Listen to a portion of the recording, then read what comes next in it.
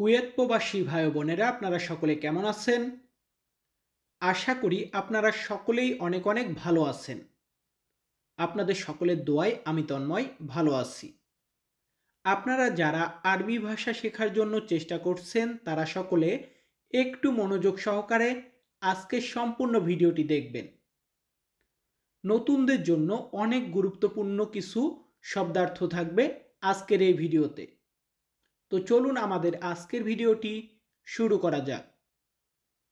শুরুতে আরেকটি কথা বলি, আপনারা যারা কুয়েতি ভাষা শিখতে চান তারা সকলে অবশ্যই স্মার্ট ল্যাঙ্গুয়েজ কিং ইউটিউব চ্যানেলটি সাবস্ক্রাইব করবেন। তো আমাদের এখানে প্রথম শব্দটি রেখেছি কেইফ। আরবি শব্দ কেইফ মানে হচ্ছে কেমন বা কিভাবে। কেমন বা কিভাবে এটাকে আমরা কুয়েতে বলি কেইফ বা অনেকে আমরা বলি কাইফা। এরপরে আছে কিজব। কিজব মানে হচ্ছে মিথ্যা। মিথ্যা এটাকে আরবিতে বলা হয় কিজব। পরবর্তীতে আমরা রেখেছি কালাম। আরবি শব্দার্থ কালাম। কালাম মানে কথা। এই যে কথা বলতেছি কালাম, কালাম মানে কি কথা। এর পরবর্তীতে আমরা রেখেছি কি? আমরা রেখেছি গুল। আরবি শব্দার্থ গুল মানে হচ্ছে বলা।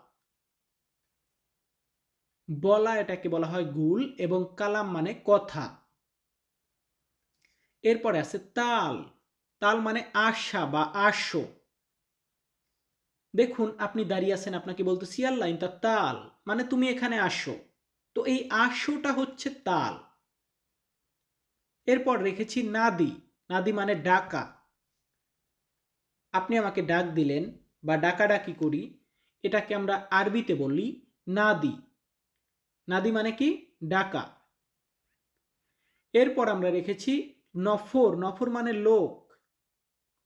লোক বা মানুষ, এটাকে আমরা আরবিতে বলবো নফর।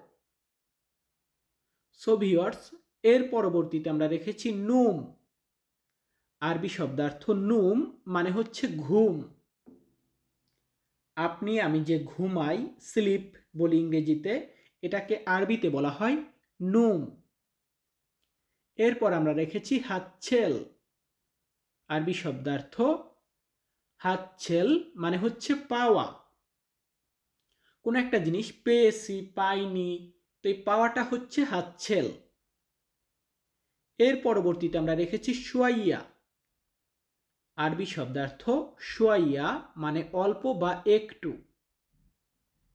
অল্প বা একটু এটা বলতে গেলে আমরা আরবিতে বলি শুয়াইয়া। পরবর্তীতে আমরা রেখেছি গুম। গুম মানে ওঠা। আপনি বসে আছেন, উঠতেছেন, ঘুম থেকে উঠবেন, এই যে ওঠা যে জিনিসটা, এটাকে বলা হয় গুম। নুম মানে ঘুমানো, গুম মানে ওঠা। গাদ মানে হচ্ছে বসা। গাদ মানে কি? বসা।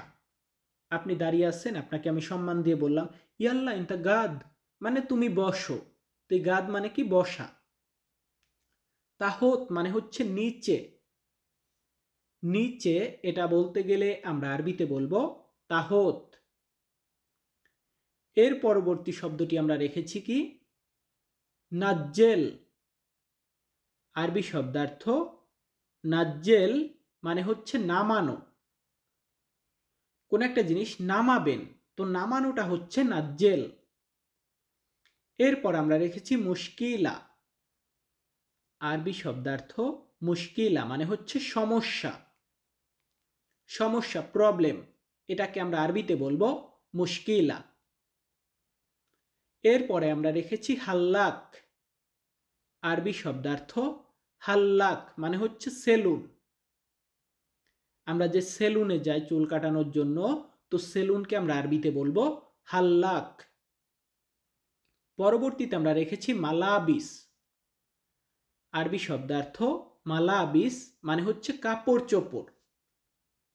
কাপড় চোপড় এটাকে আমরা আরবিতে বলবো মালাবিস। এরপর আমরা রেখেছি হাদা। আরবি শব্দার্থ হাদা মানে হচ্ছে এটা। এটা, এটাকে আমরা আরবিতে বলবো হাদা। সো এর পরবর্তী ধাপে আমরা রেখেছি সাউই। আরবি শব্দার্থ সাউই মানে হচ্ছে করা। কোন একটা কিছু করা এটা বলতে গেলে আমরা আরবিতে বলবো সাউই। এরপর আমরা রেখেছি ওরা। আরবি শব্দার্থ ওরা মানে পিছনে। পিছনে বা ব্যাক সাইডে এটা বলতে গেলে আমরা আরবিতে বলবো ওরা। এরপর আমরা রেখেছি কি গিদ্দাম। আরবি শব্দার্থ গিদ্দাম মানে হচ্ছে সামনে। সামনে এটাকে আমরা অনেকে গিদ্দাম বলি, অনেকে আমরা গুদ্দাম বলি। তো আপনি কুয়েতে এক্সাক্ট যে জায়গাটাতে আছেন দেখবেন ওখানে কি বলে, কেমনটা বলে, এটা একটু 19-20 হয় ভাষার উচ্চারণটা। তো যাই হোক, এরপর আমরা রেখেছি বাইদ। বাইদ মানে হচ্ছে দূরে। তো এখানে আমার বানামটা ভুল হয়েছে, এটা হবে দূরে। দূরে এটাকে আমরা বলি বাইদ। এবং গারিব মানে হচ্ছে কাছে। গারিব কাছে বা নিকটে, কাছাকাছি, এমনটা বলতে গেলে আমরা আরবিতে বলি গারিব। এর পরবর্তী শব্দটি আমরা কি রেখেছি সিদা। আরবি শব্দার্থ সিদা মানে হচ্ছে সোজা। সোজা এটাকে আমরা আরবিতে বলবো সিদা। এর পরবর্তীতে আমরা কি রেখেছি ফোক। আরবি শব্দার্থ ফোক মানে হচ্ছে উপরে। উপরে এটাকে আমরা আরবিতে বলি ফোক। এর পরবর্তী শব্দটি আমরা রেখেছি ইয়াসার। আরবি শব্দার্থ ইয়াসার মানে হচ্ছে বামে। বামে বা বাম পাশে এটাকে আমরা আরবিতে বলি ইয়াসার। এবং ডাইনে বা ডাইন পাশে এটাকে আমরা বলি ইয়ামিন। আরবি শব্দ ইয়ামিন মানে ডাইন পাশে বা ডাইন, ইয়াসার মানে বাম পাশে বা বাম। সো ভিউয়ার্স, আমরা এখন পরবর্তী ধাপে যাব। দেখুন আমাদের এখানে প্রথম শব্দটি আছে আনা। আরবি শব্দার্থ আনা মানে হচ্ছে আমি। আমি এটাকে আমরা আরবিতে বলি আনা। এর পরবর্তীতে আমরা কি রেখেছি এখানে আছে হুয়া। হুয়া মানে হচ্ছে সে। সে এটাকে আমরা আরবি ভাষাতে বলবো হুয়া। এর পরবর্তী শব্দটি কি আছে আমরা রেখেছি আন্তা। আরবি শব্দার্থ আন্তা মানে হচ্ছে আপনি। আপনি এটা বলতে গেলে আমরা আরবিতে বলি বা কুয়েতে বলি আন্তা, আর তুমি বলতে গেলে আমরা বলি ইন্তা। আবার কোন একটা জিনিস আমরা মানে আমি একা না, আমরা, সেই ক্ষেত্রে আমরা বলবো নাহনু। আরবি শব্দ নাহনু মানে হচ্ছে আমরা। পরবর্তীতে আমরা রেখেছি এস বা শুনো। আরবিতে এস বা শুনো দুইটার মানেই কি, তবে আমরা কুয়েতে শুনো বলি। শুনো মানে কি বোঝায়। এরপর আমরা রেখেছি লেশ। আরবি শব্দ লেশ মানে হচ্ছে কেন। কেন এটা বলতে গেলে আমরা আরবিতে বলবো লেশ। কি বলবো আমার সাথে বলুন তো, লেশ বলবো। লেশ মানে কেন। মিতা মানে হচ্ছে কখন। তুমি কখন কাজে যাও, কখন কাজ থেকে বাসায় আসবে, কখন এটাকে আমরা আরবিতে বলবো মিতা। তো আমরা পরবর্তী ধাপে যাচ্ছি। আমাদের পরবর্তী শব্দটি রেখেছি হোয়েন। আরবি শব্দার্থ হোয়েন মানে হচ্ছে কোথায়।